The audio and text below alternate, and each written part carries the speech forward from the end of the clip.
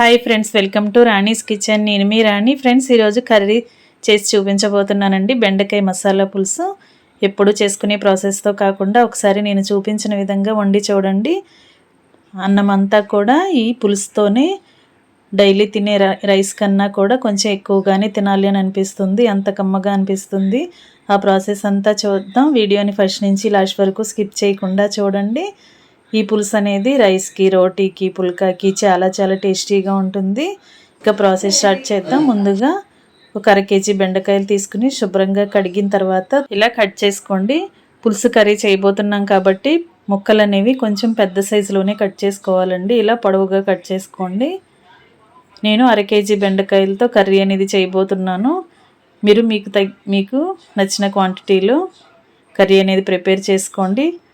ఇప్పుడు సన్నగా తరిగిన ఉల్లిపాయ ముక్కలు, అలాగే చీలికలుగా కట్ చేసుకున్న పచ్చిమిర్చి తీసుకోండి. ఇప్పుడు ఒక 1/2 కప్పు పెరుగు తీసుకోండి. అలాగే 2 టొమాటోలను మిక్సీ జార్లో వేసి బాగా గ్రైండ్ చేసి ఆ పేస్ట్ అనేది ఇలా కప్పులో వేసుకుని ముందుగానే రెడీగా పెట్టుకోండి. ఇప్పుడు ఒక మిక్సింగ్ బౌల్ తీసుకుని దానిలోకి ఒక 1/2 teaspoon salt, 1 teaspoon కారము, చిటికెడు పసుపు వేసుకుని 1 టీ స్పూన్ ధనియాల పొడి, 1/2 టీ స్పూన్ జీలకర్ర పొడి వేసుకోండి. అలాగే 1 టీ స్పూన్ గరం మసాలా కూడా వేసుకోండి. మనం వేసిన మసాలాలన్నీ కూడా ఒకసారి బాగా స్పూన్తో కలపండి. ధనియాల పొడి, జీలకర్ర పొడి, ఉప్పు, కారం, పసుపు, గరం మసాలా అన్నీ కూడా ఇలా బాగా కలిసిన తర్వాత 1/2 కప్పు పెరుగు కూడా అలా వేసేసుకోండి. ఈ మసాలాలన్నీ పెరుగులో కలిసేంత వరకు బాగా కలపండి. ఈ విధంగా మొత్తం అంతా కూడా స్పూన్తో బాగా కలిపిన తర్వాత మసాలాలన్నీ ఇలా పెరుగులో కలిసిపోతాయి. ఈ గిన్నెను పక్కన పెట్టుకోండి. కుకింగ్ స్టార్ట్ చేద్దాం. స్టవ్ ఆన్ చేసి కళాయి పెట్టుకుని 2 గరిటెల ఆయిల్ పోసుకోండి. ఆయిల్ కాగిన తర్వాత ముక్కలుగా కట్ చేసుకున్న బెండకాయల్ని ఆయిల్లో వేసి గరిటెతో కలుపుకుంటూ ఫ్రై చేయండి.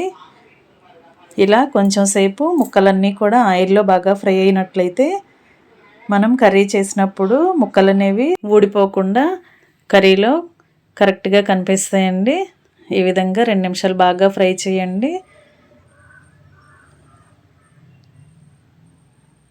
బాగా ఫ్రై అయిన తర్వాత అన్నీ కూడా గిన్నెలోకి వేసేసుకోండి. ఇప్పుడు వేరొక కళాయి తీసుకుని కర్రీ స్టార్ట్ చేద్దాం. 2 గరిటెల ఆయిల్ పోసుకుని ఆయిల్ కాగిన తర్వాత పోపు దినుసులు వేసుకోండి. శనగపప్పు, మినప్పప్పు, ఆవాలు, జీలకర్ర, మెంతులు వేసుకోండి. అలాగే కొన్ని కరివేపాకులు కూడా వేసుకోండి. ఈ పోపు అంతా కూడా బాగా ఫ్రై అయ్యేంత వరకు ఫ్రై చేయండి. ఫ్లేమ్ని లోలో పెట్టుకుని దినుసులన్నీ కూడా బాగా ఫ్రై చేయండి. ఇప్పుడు సన్నగా తరిగిన ఉల్లిపాయ ముక్కలు, చిలికలుగా కట్ చేసుకున్న పచ్చిమిర్చి వేసుకోండి. వీటిని కూడా ఆయిల్లో బాగా ఫ్రై చేయండి. ఉల్లిపాయలు అనేవి సాఫ్ట్గా అయ్యేంత వరకు మగ్గించి దీనిలో 1 టీ స్పూన్ అల్లం వెల్లుల్లి పేస్ట్ వేసుకోండి. అల్లం వెల్లుల్లి పేస్ట్ అంతా కూడా పచ్చివాసన పోయేలా ఆయిల్లో బాగా ఫ్రై చేయండి. ఈ విధంగా బాగా ఫ్రై చేయండి. అల్లం వెల్లుల్లి ఫ్రై అయిన తర్వాత కమ్మటి వాసన అనేది వస్తూ ఉంటుంది.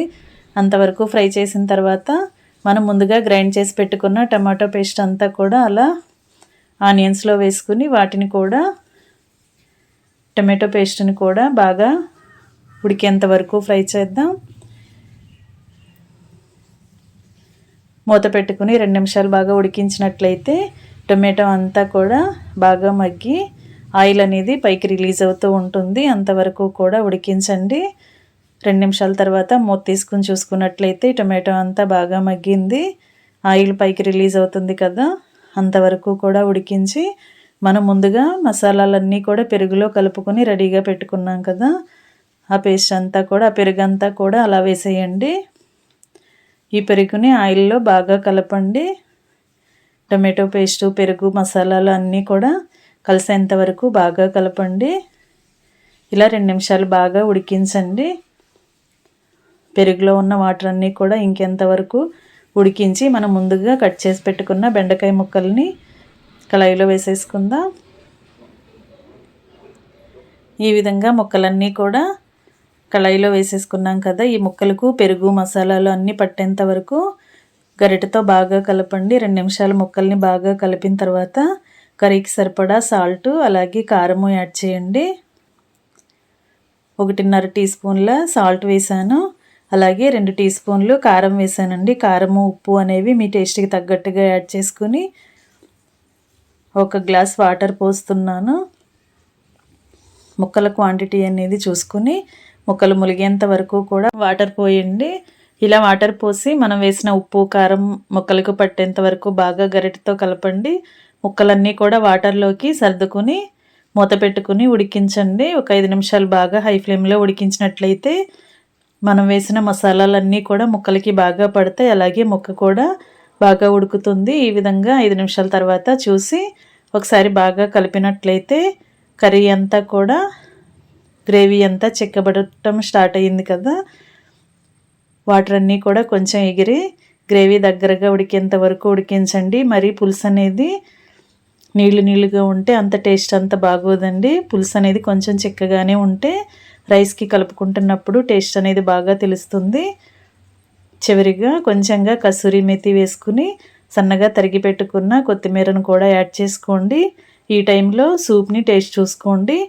సాల్ట్ మీ టేస్ట్కి తగ్గట్టుగా లేకపోతే యాడ్ చేసుకుని కసూరి మేతి అలాగే కొత్తిమీర మొత్తం అన్నీ కూడా కలిసేంత వరకు కలపండి.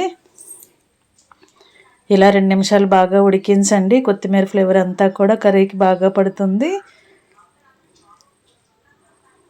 అలా కర్రీని టేస్ట్ చూసుకుని సాల్ట్ అడ్జస్ట్ చేసుకుని మూత పెట్టి 2 నిమిషాలు పులుసుని చిక్కబడేంత వరకు ఉడికించండి.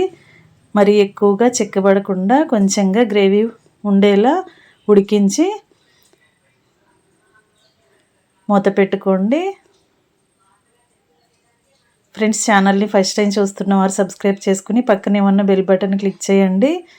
నేను పెట్టబోయే రెసిపీస్ అన్నీ డైలీ చూడండి. ఇంకా పులుసు అనేది కరెక్ట్గా ఉడికిన తర్వాత స్టవ్ ఆఫ్ చేసుకోండి.